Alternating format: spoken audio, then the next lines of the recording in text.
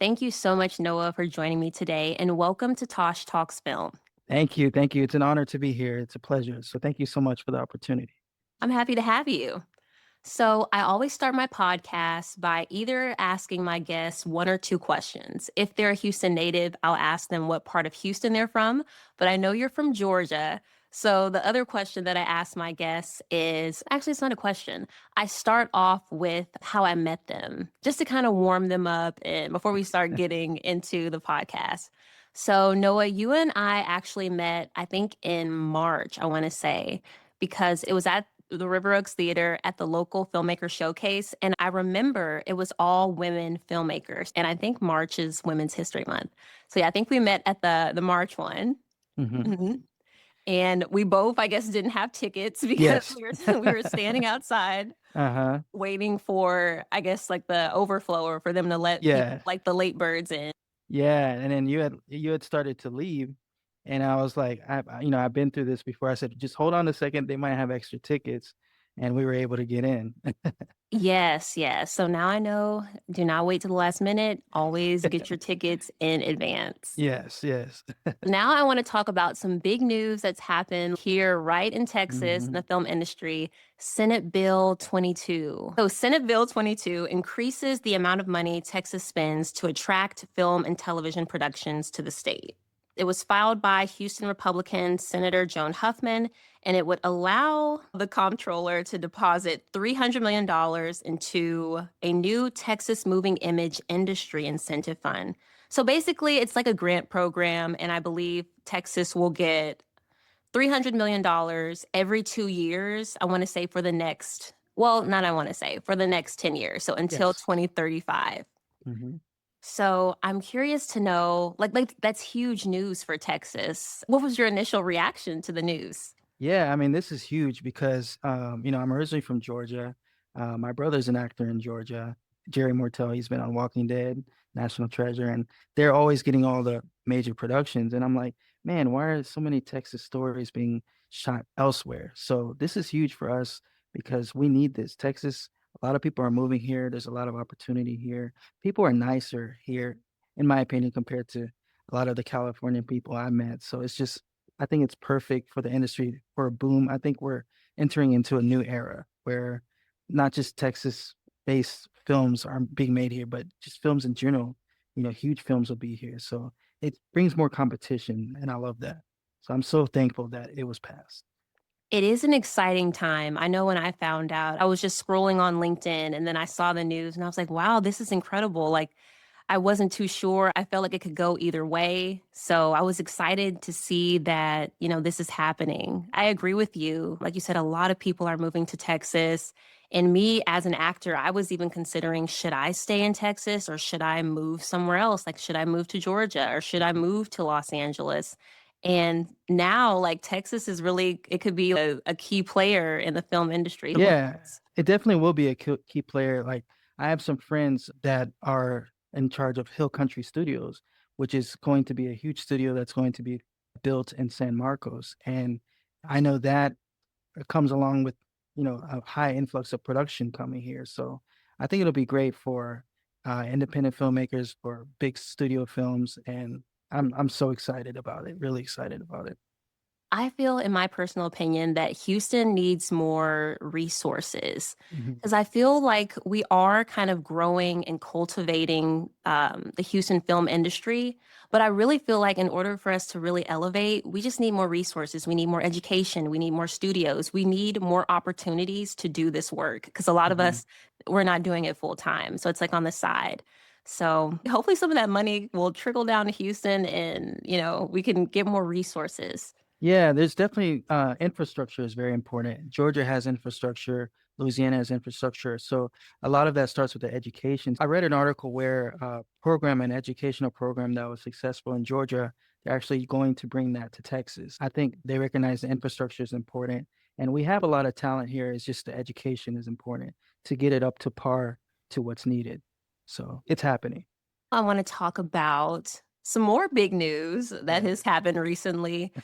Actually, a friend, another actor, he sent me a video about Google releasing like a new AI that would allow I guess, production companies to make, or anyone, I guess, to make films fully made using AI.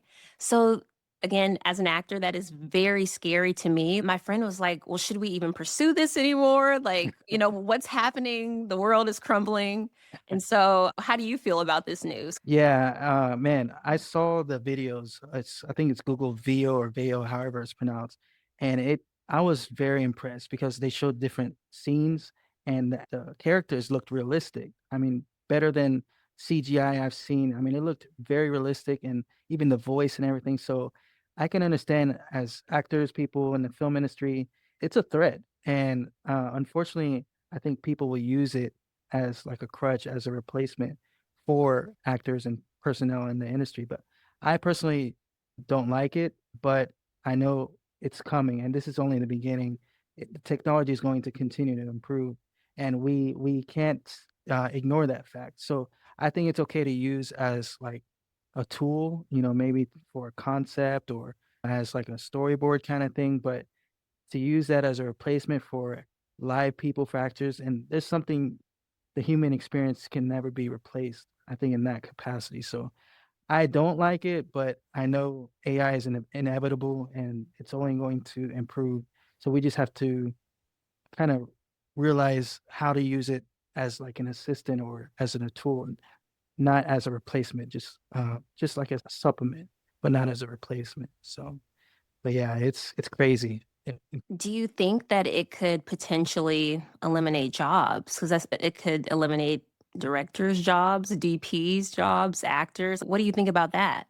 I think it already has AI technology has already cut off jobs and replaced humans, and it's going to do that more. And I think it's important for it to be regulated to where you say, hey, a movie filmed with AI, it can't be like made in the mainstream, or you can't use ticket sales unless specifically, maybe they might in the future have like an AI film festival only or something. But it needs to be regulated where there's no there's it needs to be differentiated where we know this is AI, and I don't want it to be, like, used as a replacement for actors. Yeah, I think it's already cutting off a lot of jobs, and it will continue, but there has to be regulation for that, I think. I think that's the only way, because there's gonna be I people who agree with wanna cheat you. the system. They're gonna be people who wanna have a script written by completely by AI and wanna have that Google video completely done by AI. People who are lazy, who don't care, they just wanna make a quick buck. So, I think it has to be regulated. I agree with you. It's scary stuff.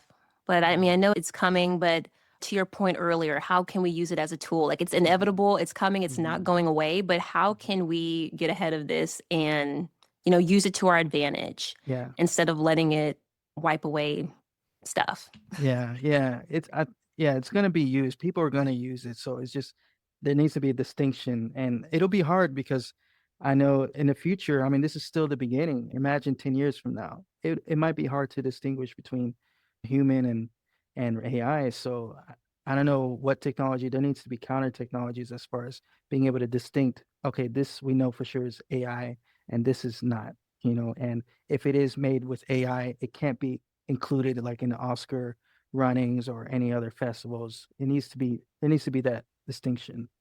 Because to me, it's like cheating the system if you use that as a replacement for humans. I agree. Yeah. When my friend presented that to me, my counter, like I really wasn't initially like fearful or anything because Mhm. I know like in this digital age of social media, everyone is craving authenticity. Yes. And kind of like you were saying, like, AI is a machine. It's machine Mhm. learning. Like it Mhm. learns from us. Like Mhm. it doesn't have the capacity that a human does. Like it doesn't have a Yeah. brain. It doesn't have a heart. It can't bleed. Mhm. And so I feel like in this time of authenticity and sharing, I Mhm. think people are really craving those stories. So I Yeah. feel like they might be turned off Mhm. by an AI fully produced movie because there's no heart in there. Yeah. Yeah, I went to advertising week in New York City a few years ago, and there were a lot of big companies, Amazon, Google, and the number one theme was authenticity. People are craving that. So what you said is correct.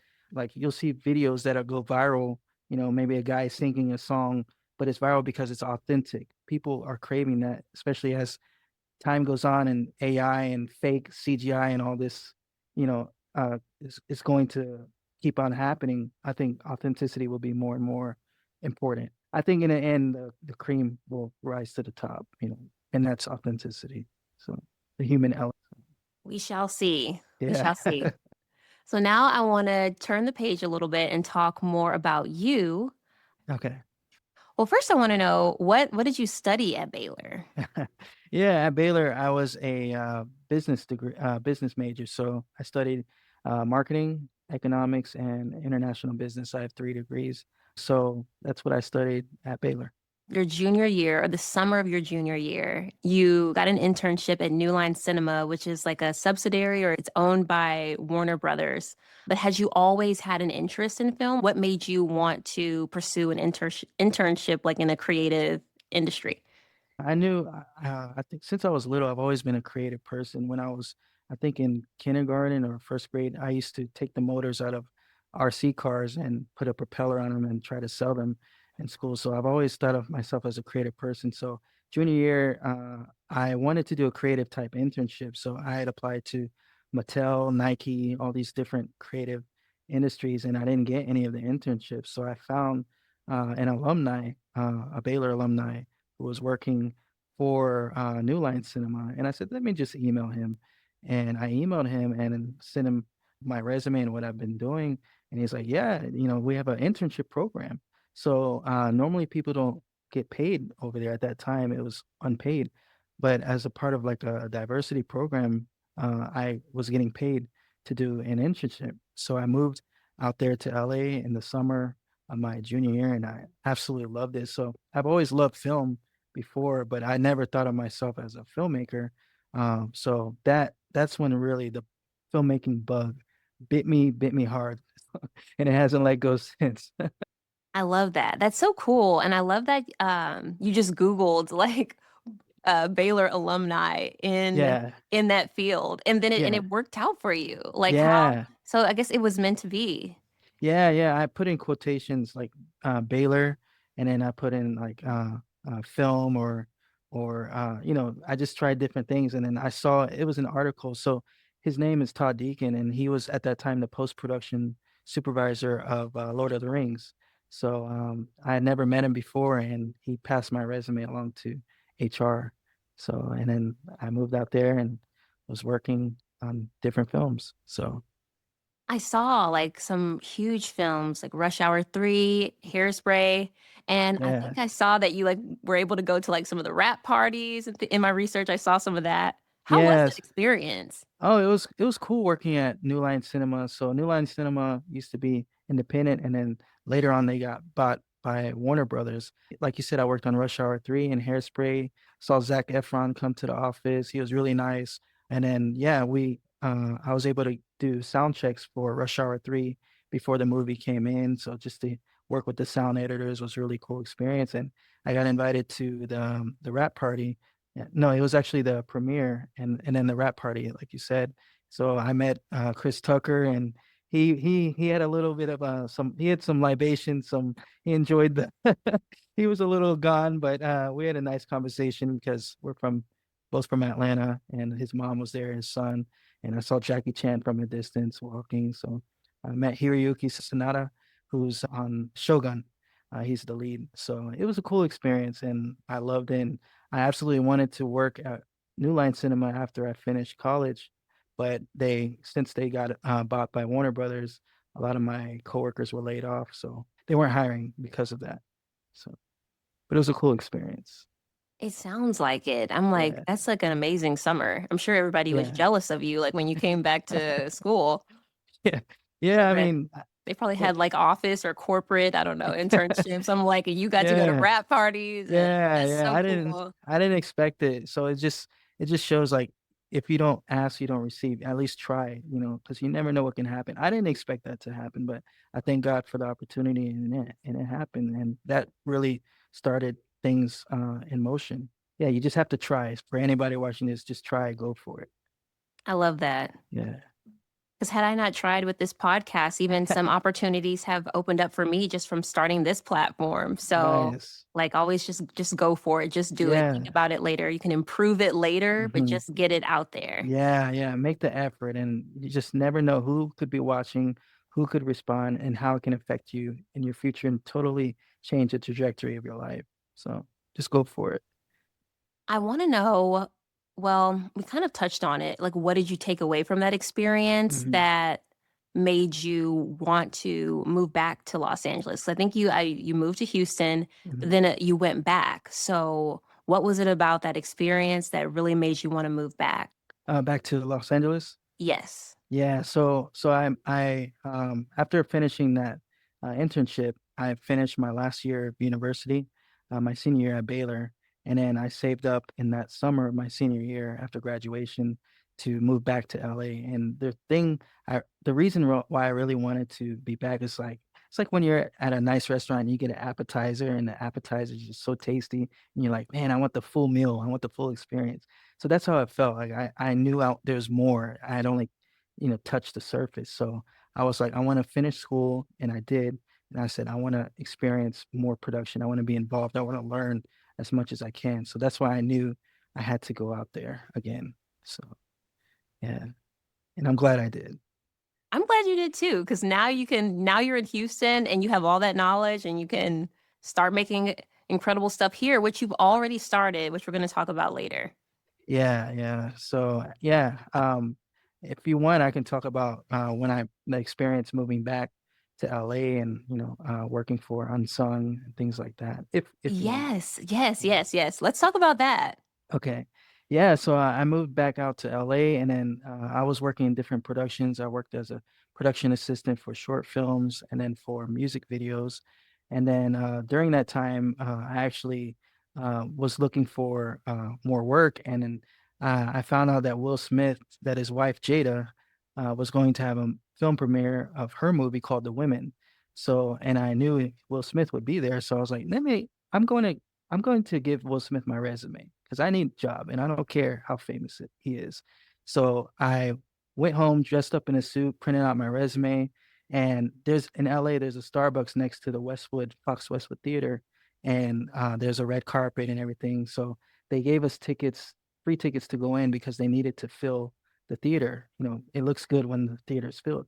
So I Mhm. got in, free ticket, and then I waited in the back and I had my resume and cover letter, and Will Smith came up with Jada, and he thought I was gonna ask for an autograph or a picture. I said, "Hi," shook his hand. "My name is Noah Mortel. I'm looking for work. Here's my resume and cover letter. Can you take a look at it?" He said, "Yeah, I'll take a look at it." So he took it. Wow. I never did hear back from him, but it's yeah, it's like it's like just go for it. It doesn't matter if they're famous, just go for it. And then I moved back to Houston, worked as a residential appraiser. My friend worked there for Harris County, and I just needed money to save up. And then I saved up and then moved back to LA and worked for Unsung and Unsung Hollywood, which is a docuseries. So I worked as a production assistant for SWV, which is a 90s R&B group, for a different Gen world Z out episode. there. Yeah. They're like, who is that?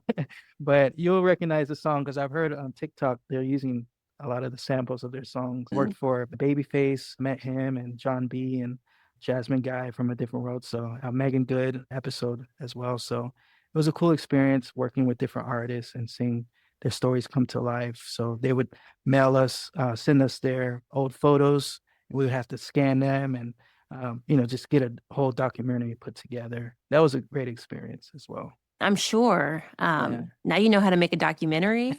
Yeah. Yeah, it's a process, but it's a team, definitely a collective effort to make it all happen. Now that we've touched on your experience when you went back to LA, I want to talk about when you left LA, you moved to Houston, correct? Mhm. Yes, Okay. that's right. So I want to know, what has been your experience creating, like writing and directing in Houston versus Los Angeles? Like, what has been Yeah. your creative experience? Well, I guess I should let you answer, but just so what I want you to know, like what I'm looking for Mhm. when I ask that. I'm curious, just like mentally, because we know that Los Angeles is very expensive, the stakes are high, like everyone is trying to do the same thing that you're trying to do. So Mhm. I'm just curious, did you feel more at ease when you were in Houston to create because it wasn't like you didn't have that stress or that fire under you? I'm wondering like what the juxtaposition was like creating in Los Angeles versus in Houston. Yeah, so when I went out there, I had actually written a feature script before. I think before the second time I moved to LA, and I thought, okay, I have this feature script done. I'm gonna live the dream. I'm gonna get it sold. I'm gonna make millions of dollars, and then boom, that'll be it. And of course, it didn't happen that way. It's like a whole process, a whole journey. So I knew I wanted to move back to Houston because it's like when you're at ease, when you're at peace of mind, I think you're in a better state to create. And for LA, I realized, yes, this was during Unsung and the docu-series. I was like, I'm helping other people's dreams come alive. I'm helping other people's stories. I want to create stories of my own. And, financially, it's a lot cheaper in Texas. I have my family in Texas. I could focus more. I'm not stressing about bills and that kind of thing. So I think when you have the peace of mind, it's just easier to write. So I knew I needed to come back. And I was like, I'm going to do my own thing where I don't have to keep depending on people and all the gatekeepers of Hollywood and all that. I'm like, man, there's opportunity in Texas. So that's when I moved back and decided I was like, I'm gonna do it here. So I started writing short films and writing my own stories back home. Just having that peace of mind made a huge difference. So, is it safe to say that you enjoyed creating more in Houston versus Los Angeles? Yeah, I mean, the good thing, I mean, there's pros and cons. I think in LA, it's cool that everywhere you go, you're surrounded by the film industry. So it's like Hogwarts, for the Harry Potter fans. There's a lot of talent there. There's you meet people if you go to a coffee shop, there's people, everybody's involved, a lot of people. So that's cool. And for the workshops and things like that. So you learn a lot in LA. But as far as like I thought at that point, it's like I want to just come back to Texas and work with people who are also hungry. I think people are really hungry in Texas to do films and to get to that next level. So and it's just cheaper. You can hear locations. They're so happy to and honored to say, "Hey, we have a guy filming here," and I would get locations for free because I would say, "Hey, I'll feature your restaurant in the film if you let me film for free." They're like, "Yeah, yeah," and they roll out the red carpet. Whereas in LA, it would be like maybe $50,000. It's so much red tape and regulation and permits and all that, mess. I didn't want to deal with that. So that's why I'm so happy for these incentives coming because it's going to be easier to film here, a lot less bureaucracy and all that. So it's going to be a boom. Like I really think it's going to be a real boom for the film industry here. Now, did you say earlier, I know you were working as a production assistant when you moved Mhm. back, but did you ever do any directing or filmmaking out there? No, I never Hey, directed out there in LA. Yeah, all the directing was in Houston. So, gotcha. I worked as a script like this assistant, uh, continuity, production assistant. Yeah, and yeah, that's what I mainly worked in, like in production side. But writing and directing that was all done in Texas. So, Nice. yeah, So you kind of learned the ropes. You learned how things should be mhm, done, and then you were yeah, able to come back to Houston and apply it. yes, So I'm exactly. sure it worked out. It worked out perfectly. Yeah, yeah, and I'm still, there's more work to be done. I'm not at the level I want to be. I'm still There's always room to grow, to learn, and every day, it's education. Every day I want to learn. Every day I'm making sure I keep up with the news, the trends, the deadline, articles, Variety, Deadline, Hollywood Reporter, uh, to make sure I'm not falling behind on anything with the latest technology. I keep up with that. I'm like a gear nerd too, so yeah, it's I think it's important to continue to educate yourself, uh, no Absolutely. matter what.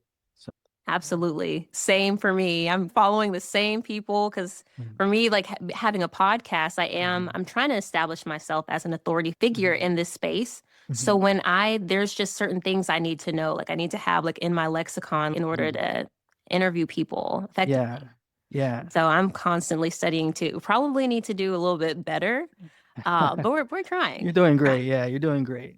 Thank And you. personality goes a long way in professionalism. So you're doing excellent job, and again, it's an honor to be here. Thank you so much. Yes, I'm honored to have you. I'm excited. thank Like you, as I was reading your bio, I'm like, oh my gosh, I'm so excited to have him on to talk to thank him. you. Thank you. I appreciate that.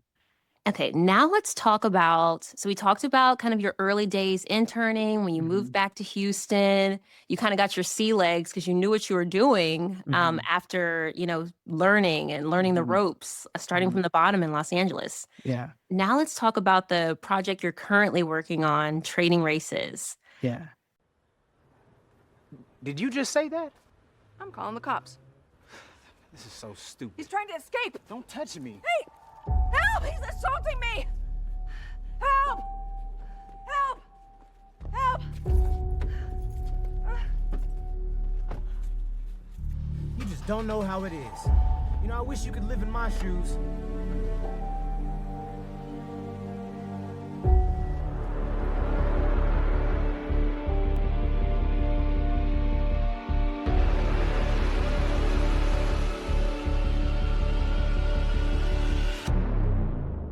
Oh man, my neck. No neck pain. Wait, where am I? Why do I look black? I'm white and wrinkly. Oh, hell no. Thank you for sending me the film deck because I Yeah. looked through that and then I saw like the different influences and I got so excited because Freaky Friday and Get Out are two of my favorite movies. But so I want to know, like, as you and your writing partner were writing this film, was it a combination of several experiences that you had or that you saw? Tell me about where you drew inspiration from. Yeah, yeah. Well, first, I thank God for any idea for anything that's happened to me, and a lot of it came from I worked as a residential appraiser for Harris County, so I would go to different houses and measure using measuring tape. And I remember when I started the job, somebody said, "Hey, be careful." Somebody pulled a gun on one of the appraisers because, as an appraiser, you have the authority. If no one's home, you can go in their property. So some people get spooked by that, and I never Mhm. forgot that. And also at that time, there were many Karen videos going on. There are many instances of, I think there was a lot of racial division with George Floyd. I think also was happening at that time. So it was that combination. I'm like, I love Freaky Friday too, and I'm like, what would happen if Karen switches bodies with a black male teen? And I was just like, there would be a lot of comedic elements to it, and it could be a learning experience just for us to have empathy for each other because I don't care what color you are. Let's just all get along. We can find common ground and just have peace and unity. So that's what the main theme of the movie is about. It's just empathy for each other. I love people from all over the world. Houston is such a diverse city. Like I'll get along with you, whether you're white, black, Hispanic, Asian. Let's just, let's talk. Let's have a conversation. Let's break bread together. Let's just get along. So that's the whole purpose of this.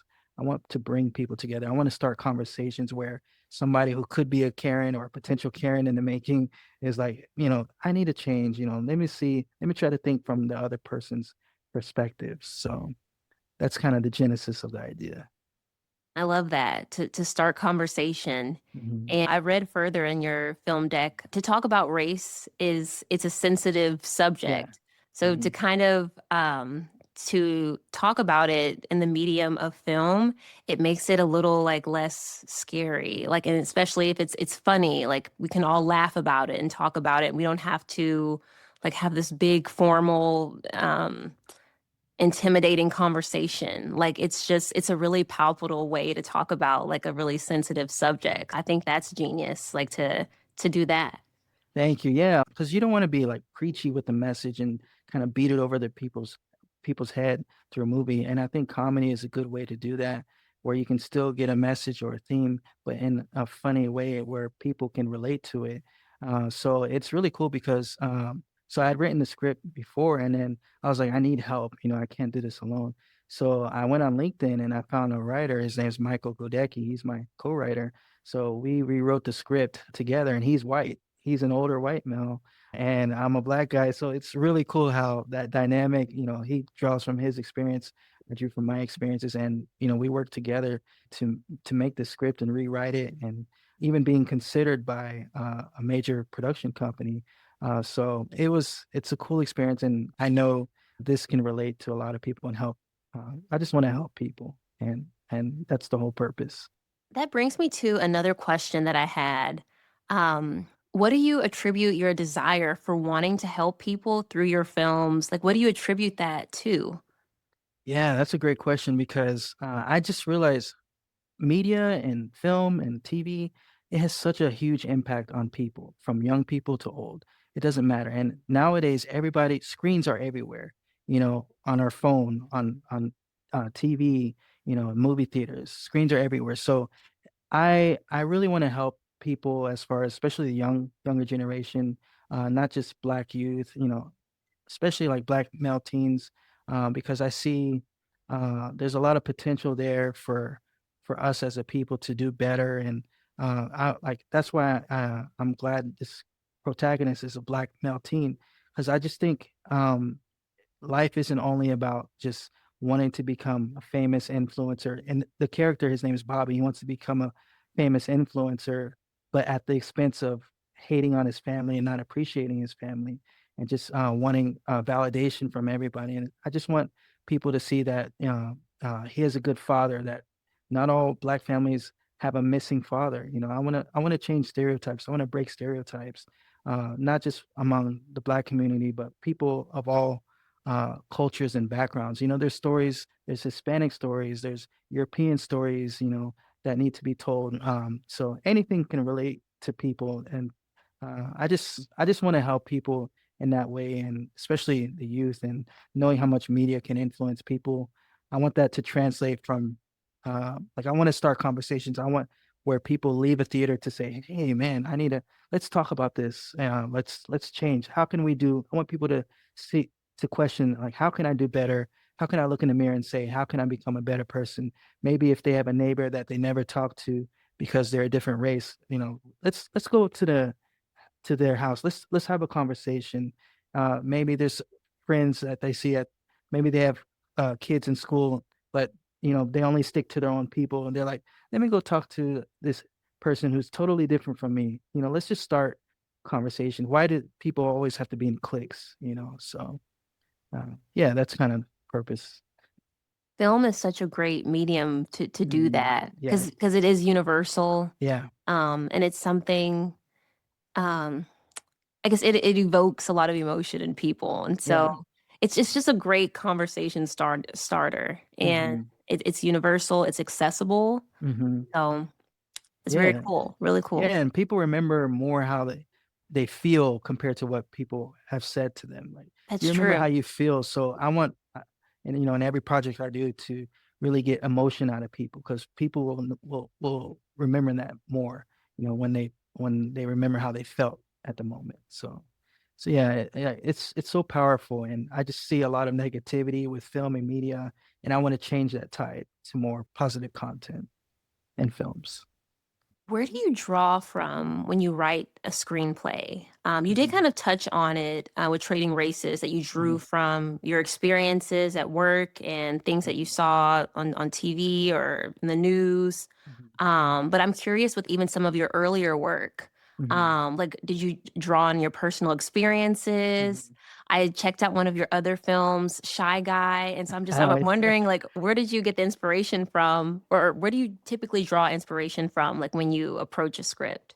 Yeah, well, number 1, I thank God for all of my ideas, because 'cause I'm a Christian, and I just thank God for that, and then it's life experiences. Like, I wouldn't consider myself a shy guy, but I knew guys who were shy. When they wanted to talk to a girl, they were just too shy. So it's like, let me make something where I can help maybe a person who's shy to go out there and talk to that girl who they've always been scared of talking to. So a lot of it draws from experiences, personal experiences, and experiences of other people I've seen. Like, I'm also working on a project called Love Lenses, where a guy who's shy with women, not confident, he gets these glasses from a friend where he can know exactly when a girl is interested in him, because he can't Cool. recognize the signs. The girl, like, literally, it's obvious that she likes him, but he's so scared.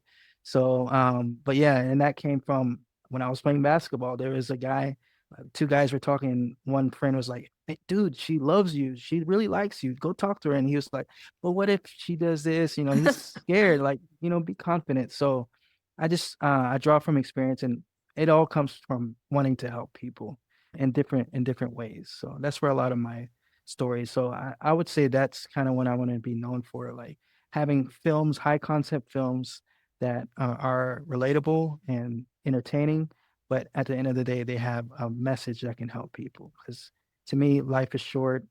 I'm thinking about legacy and things I can do to make a mark on this world. We only have from the birth date, the dash, and the day we die. And I want to make sure my dash is doing the best to help as many people as I can. I think you're definitely on that path. Just from seeing your work and talking to you, I feel like you're definitely like doing what you're setting out to accomplish. You're actively in the midst of it. Thank you. Thank you. I appreciate it. I wanted to ask, what do you mean by high concept when you say high concept films? Yeah, high concept for me, it's something that is very entertaining where like in a one sentence or a log line, you can already see, oh yeah, I can see that being a film. Something where it can appeal to the masses. I understand niche films and things like that, and I respect that. But I want to do films that have like what if scenarios, fish out of the water scenarios, like the body switch film Trading Races, where masses can come, people of all backgrounds can come, people of all ages can see it and can it relate to a lot of people. So that's what I mean by high concept, things that are just like and immediately you can see, okay, yeah, I can see that. That'll be entertaining, not to a small group of people, but to a large amount of people. I think we can actually get into some fun questions. So, Okay. if you have never watched or listened to Tosh Talks film before, I always do a rapid fire Q&A with my guests. And so I did not print it out this time. I don't know what I was thinking, but I have it on my computer here. So we can Nice. start the rapid fire Q&A. It's all film related. Okay. This is exciting.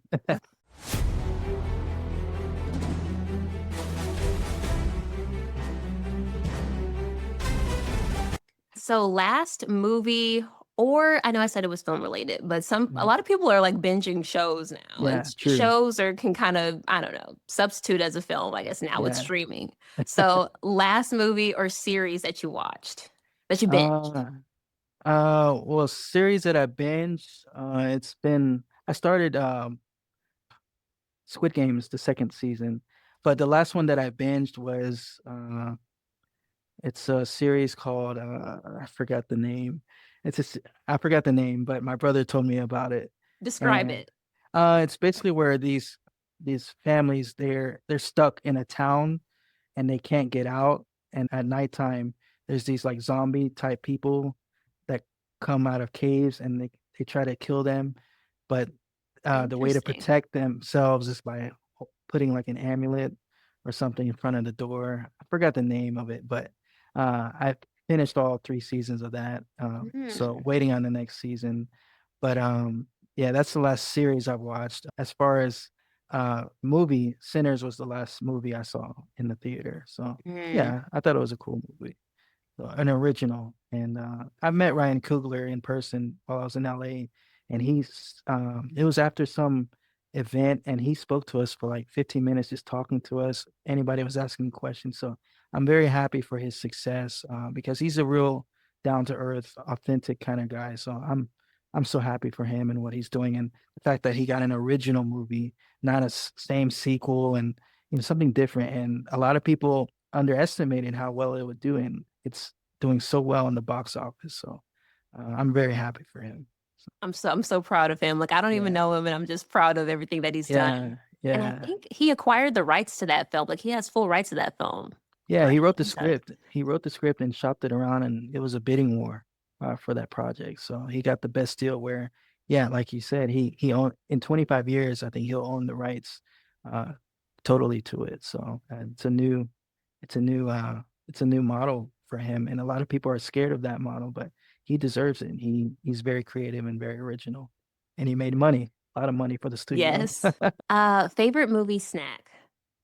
Ah, that's a good one. I would say favorite movie snack for me. It's not traditional, it's not conventional. I love vanilla cake. So any Okay, kind that's a of new one. yeah, vanilla cake. I mean, I do like popcorn, but vanilla cake, this is when I'm at home. Yeah, vanilla cake is my weakness. So any kind of vanilla cake or cinnamon rolls. Cinnamon rolls are really good too, especially the ones that my friends make. Dough House, they make these organic cinnamon rolls. Oh, so good. So Mm. So you vanilla have more of cake like and a cinnamon sweet rolls. tooth. Yeah, definitely. definitely. Okay, so that brings me to my next question. Watching movies at home or in the theater? Which do you prefer? Oh, definitely in the theater. Oh man, I love the theater because to me it's a beautiful feeling to escape. And when you're in a theater, you're away from that distraction. When you're at home, you can get distracted and the screen, just everything in the theater I love. I love cinema. So I always will support cinema. I would prefer to watch a movie. I'll pay the money to watch it in the cinema. I watched movies in Spain and Madrid, and they have such a love for cinema as well. So just that experience, the communal experience being with a group of like-minded people. And I love watching a movie, especially a comedy movie with, black leads, just to hear, the comments you'll hear in the theater, like, oh, you'll hear like an auntie say, oh, don't do that. It's just, you can't get that That's at true. home. Yeah. So I love that. I'll always support the cinema and the theaters, always. Yeah. I agree with you. I love the Mhm. communal experience or the Yeah. communal aspect of just being in the theater, no distractions, no Mhm. phones. Yeah. Hopefully, if you're like, doing the right thing, hopefully no phone. Yeah. Exactly. Most recent movie hot take, like your most controversial opinion. It could be about the film industry in general or like Mhm. a specific movie. Oh man, that's a good question. Controversial. I would just say, I guess in general for movies, I would say it controversial is a lot of people are saying Hollywood is dying and a lot of the film industry is moving elsewhere. So for that, some people can be nervous about it, but I think it's great that it's not only concentrating in Hollywood. I think it's a beautiful thing for productions to come to Texas and Georgia, and I think it's going to continue to be like that. I don't think in a few years Hollywood be will be the epicenter. I think things are changing and they're changing fast. So, and I'm excited about that. I know my LA friends are not happy about it, but I think it's been time because there's room for a lot better films and content and things like that, and to be fair with people and pay them properly and treat them properly. So it's coming, and I'm excited. So wait, what was the controversial opinion about film in Houston film industry is not dying? Well, That no, okay. now there's a lot of articles now and a lot of YouTube videos saying that Hollywood is dying, that it's going to Mm. be the next Detroit, and a lot of people in LA are like trying to hold on to that as much as they can, but I think it's inevitable. It won't be the epicenter anymore. And so the same love, I loved my time in LA, but I saw a lot of the problems with it. So I just think competition is good. We don't need all the films in the epicenter to be Hollywood. I like that. That's a good Yeah, one. yeah. Uh, I guess I'll end with this one. Mhm. Best piece of advice you've received in your career or just something that you've learned that stuck with you throughout your career. Yeah, I would say best piece of advice is don't be fearful. Just go for it. A lot of people are scared to take that first step, but Dr. Martin Luther King said, sometimes you don't know the rest of the staircase until you take that first step. And I think that's true. You have to, if you have an opportunity, also take it because sometimes opportunity comes and it will never come again. And you don't want to live a life of regrets. So I've always told myself, I don't want to be an 80 something year old man. God willing, I'm still alive at that time, regretting, oh man, I wonder what would have happened if I would have done this or talked to this person. So I would say go for it. Don't give up. Also is another one. Persistence is huge for this industry. And I'm still, I'm not at the level I want to be, but I believe I will get there. And that takes persistence and determination, but also continuing to learn from your elders, pick their brains, talk to them, ask for advice, be humble, have always be humble in everything you do, and then the blessings God will continue to bless you and help people not just to get something in return, but help people because you want to see them succeed, and and at the right time things will happen to you, but don't let that be the focus. Help people genuinely just to help people. And then also I had another one, but I forgot. It's But okay. yeah, yeah, those would probably be my main. Oh yeah, comparison. Yeah. You don't need to compare yourself. Everybody's running their own race. You don't need to say, "Hey, why is this person doing this? And is at this level and why am I not? I've done this A and B. I've put in the work. Why are they at this level?" You don't need to compare. And I know with social media, it makes It's it easy to hard. compare people. Yeah. I mean, it's hard. It makes it harder because you see it. It's just out there. but focus on your own race because you don't know their story. You don't know what they've been through to get to that, even to that point. So those would be my words of advice. And I'm applying this to myself because there's always work to be done, and there's always room to grow. That was a good rapid fire Q&A. That was a good one. Thank you, thank you. I Great found myself questions. listening too. I'm like, oh yeah. I'm like, I can apply that. Great Uh, questions. Thank you. Okay, so next we're nearing the end of the podcast, Mhm. but I do have a segment called Tosh Talks Talent, Okay. where I ask my guests to highlight someone in the Houston film industry who you think is doing really good work, really interesting work that maybe you're a fan of, that you think more people should know about. It's your Oh, opportunity to give someone their flowers. hmm. I would say, yeah, I would say I have a friend. His name is Andrew McMillan. I've worked with him at Lakewood Church, and now he's done Steadicam. He goes by Mick Steady on Instagram. He's done Steadicam for Lady Gaga, the Mike Tyson fight with Jake Paul, and he's doing great things. Real humble guy, real nice guy, and his Instagram is at Mick Steady, MCSTEADI. Really nice guy. He has red hair, so it's easy to recognize him. So I just want to shout out Andrew. He's helped me out a lot. He helped me out with equipment too, and he's just a good guy. So I definitely recommend working with him for Steadicam needs, and he can also rent out film equipment as well. And his brother Christian McMillan, who's in Colombia, great guy also. So shout out Andrew. Yeah, yeah. Andrew McMillan and Christian McMillan. Okay, last two questions I have for you are fill in the blank questions. Okay. Houston's film industry is blank. Houston's film industry is, I would say, evolving. Do you want me to elaborate on Yes. that? Or Yeah. okay, yeah. I think it's evolving. I think there are a lot of people here who are hungry and have the desire to have film making as like a sustainable income, like full time. I do think there's a lot of room to grow as far as fundamentals and the basics of filmmaking. And I think story wise, being realistic with stories. And I think for me, my philosophy is make stories that someone could, like, a let's say a producer could see this and say, hey, let's put this on the big screen. So yeah, we want to tell our stories, but I think you want to make really high concept films that can go to more audiences, and then afterwards you can make a niche project. So I would say it's evolving, but there's a lot of talent here, but I think it all starts with story. Story is important. So yeah, so I would say evolving.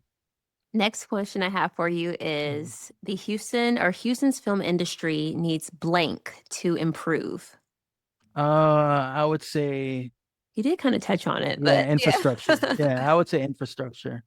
And right now, I think we have everything needed to make a film, but it's like the infrastructure is still not there, and I think it's getting there. There's a lot of talent here. We have top of the line equipment here, but I think infrastructure, and I think it'll get there soon. By infrastructure, do you mean like studios or like is that kind of what you mean? Yeah, like Right. the things needed to make a film as far as like rental trucks, studios. I mean, we have like some virtual studios here, and I'm talking about for high budget films, those kind of things. But I think for an independent film, I think an independent film could definitely be shot in Houston, like kind of like DIY. Mhm. Definitely could be done. That's it. So thank you so much for coming on. And I really enjoyed this conversation and learning more about you and learning more about your career and the different experiences that you had. Like you had some really incredible like experiences. So I'm Thank you. excited to see like what happens next. Thank you, Natasha, for the opportunity to be here.